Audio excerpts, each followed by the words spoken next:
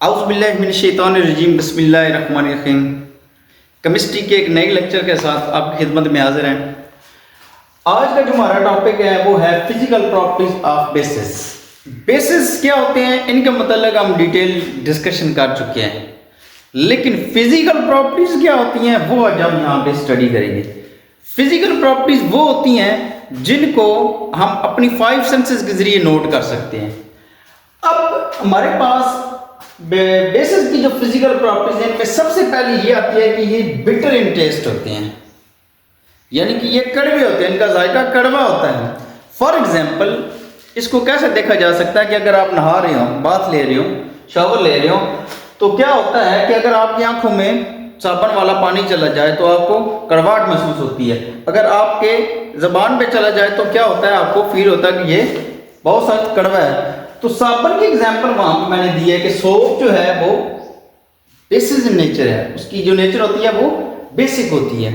So dear students, the second most important properties of the basis is that they turn red litmus to blue, यानी कि ये क्या करते हैं, red litmus paper अगर इनके एक्व सॉल्यूशन में डाला जाए तो वो उसको क्या कर देते हैं, ब्लू कर देते हैं, सुर्ख लिटमस को नीला कर देते हैं। ये लिटमस पेपर जब आप इनके सॉल्यूशन में पुट करेंगे, अगर नीला लिटमस पेपर डालेंगे तो वो नीला ही बाहर आएगा, निकलेगा। जब खुश्क हो जाएगा तो उसका कलर में कोई चेंजिंग नहीं आएगी। लेकिन जब आप रेड लिटमस पेपर इसके एक्व सॉल्यूशन में डालेंगे, कोई भी NaOH का हो, पोटेशियम हाइड्रोक्साइड को, तो वो क्या होगा, जब आप उसको खुश्क करेंगे तो वो किस कलर का आ जाएगा, रेड है तो नीला निकल के आएगा।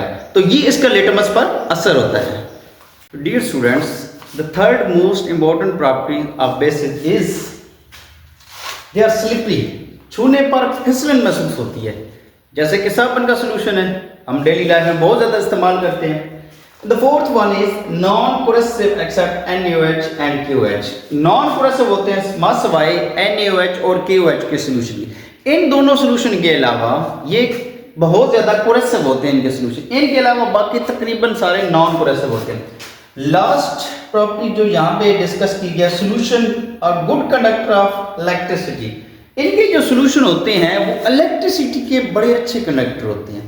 सो जब भी कोई भी एक्सपेरिमेंट आप कर रहे हो, साथ में अगर इलेक्ट्रिसिटी का कोई भी चीज़ इन्वॉल्व करनी है तो to be very careful for using these type of solutions. ये बेसिक्स की तमाम सॉल्यूशन, कोई भी कैल्शियम हाइड्रोक्साइड का सॉल्यूशन हो, पोटेशियम हाइड्रोक्साइड का सॉल्यूशन हो, सोडियम हाइड्रोक्साइड का सॉल्यूशन हो, जब कोई भी सॉल्यूशन हो जो कि बेसिस सॉल्यूशन हो, तो उनको इस्तेमाल करते वक्त बहुत ज़्यादा केयर करनी चाहिए, क्योंकि ये इलेक्ट्रिसिटी के बहुत ही अच्छे कंडक्टर होते हैं।